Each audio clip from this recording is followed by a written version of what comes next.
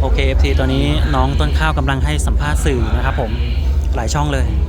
อมรินทร์นะครับเวิร์กพอยต์ไทย PBS ไทยรัฐนะครับทุกท่าน